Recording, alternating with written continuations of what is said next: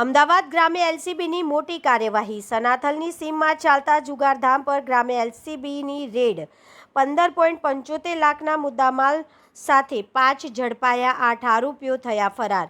અમદાવાદ ગ્રામે એલસીબીની ટીમે પેટ્રોલિંગમાં હતી તે દરમિયાન મળેલી ચોક્કસ બાતમીના આધારે ચાંગોદર પોલીસ સ્ટેશન વિસ્તારના સનાથલ ગામની સીમમાં ખુલ્લા ખેતરમાં દરોડો પાડવામાં આવ્યો હતો, જ્યાં પૈસાની હાર જીતની 3 પત્તીનો જુગાર રમી અને રમાડી રહેલા કૌશિક ચંદુભાઈ પટેલ, દિગ્વિજયસિંહ ચૌહાણ, ચિંતન હસમુખભાઈ પટેલ, વિક્રમભાઈ ઠાકોર અને સિદ્ધરાજસિંહ ચૌહાણ નામના 5 શખ્સોને પોલીસે રંગે હાથે ઝડપી પાડી કાયદેસરની કાર્યવાહી હાથ ધરેલ છે।